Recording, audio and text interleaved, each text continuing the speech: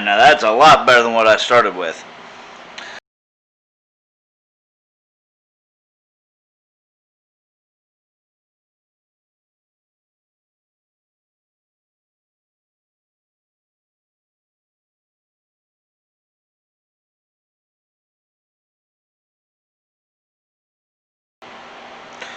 Alright, so I've got it all finished up, polished up. It's a little hot to the touch because I just finished cutting it down. But there's our new intake manifold for the new Koso carburetor. As soon as this cools, we'll go ahead and get it installed. And then we'll be ready to start running cables and fuel lines and all that good stuff. Alright, so I'm back again. Sorry, after I showed you guys the intake, I kind of got a little carried away. Did a little bit of extra work while I was off camera. Got the exhaust put on, or put back on rather, got the carburetor mounted. Now I just got to wait until I can get my new cable in from Amazon so that I can go ahead and get the carburetor hooked up. And then I can finally clean the output shaft on the engine so I can put the new drive pulley on. But I'll let you see what it looks like. End that pretty. That's a Koso slide carb and an INA air filter. All I did for the exhaust is I got a 45-degree elbow and a nipple from Home Depot that allowed me to bring the exhaust up and over away from the carburetor. I am going to get some heat wrap put on here because it's still a little close to the carburetor for my comfort, but it's workable.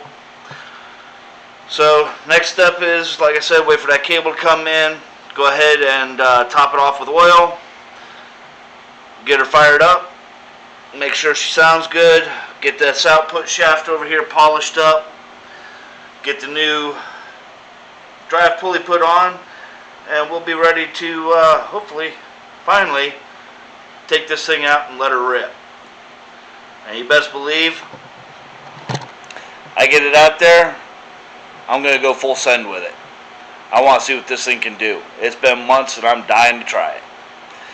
Till then, stay tuned, keep watch out for the next video, and hit that like, subscribe, ring the bell for notifications. Check us out on Facebook, Instagram, and Twitter at Malicious Metallics. We are working on a website. I'll keep you guys posted as soon as that's up and ready to go. Till then, stay safe and have fun. Catch y'all later.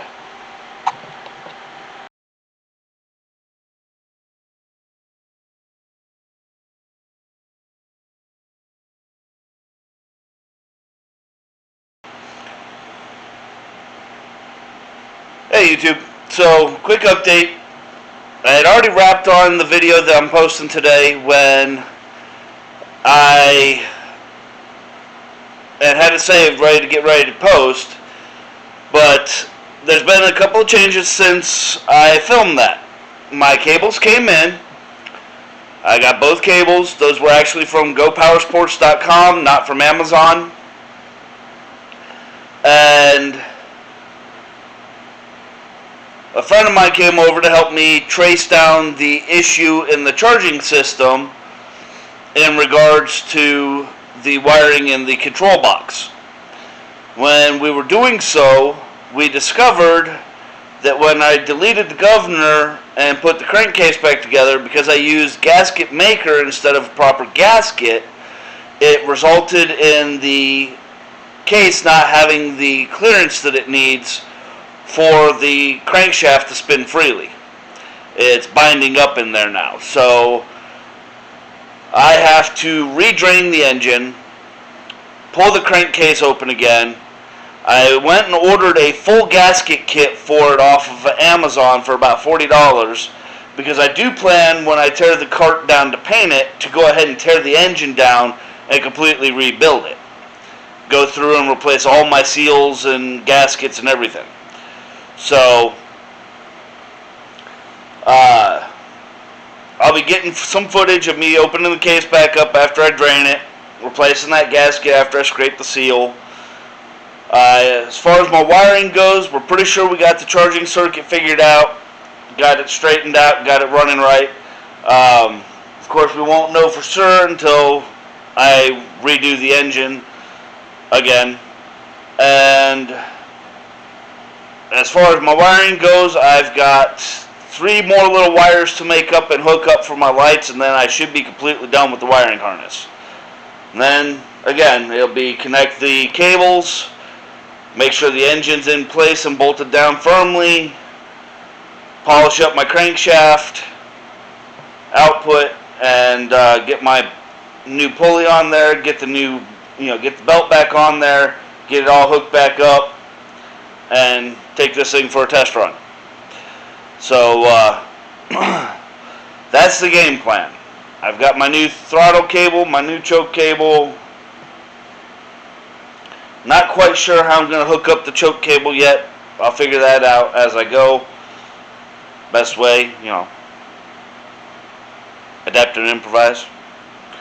So, yeah, either later tonight or tomorrow I'll be getting out here, draining the engine, scraping off the old crank gasket maker, putting on the new gasket, seal it back up, top it back off again with Lucas and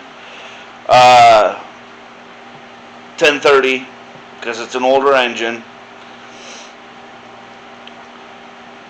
And hopefully, if it's not raining too bad, I'll take it for a test spin. If it is raining, we're at least going to try to test fire it. I may not get to ride it, but we're going to at least try to test fire it.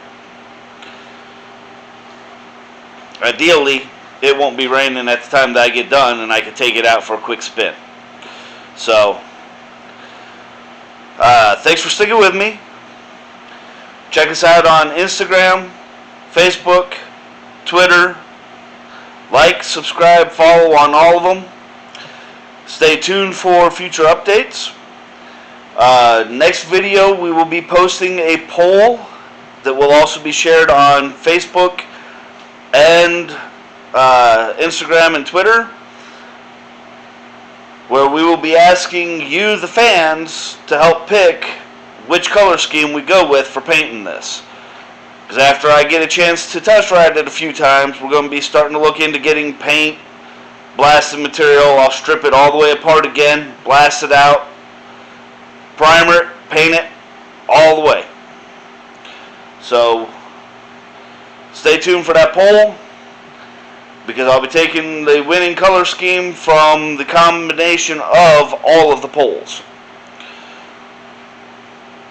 Until then, stay safe, keep the wheels down, sunny side up, and I'll see you on the flip side.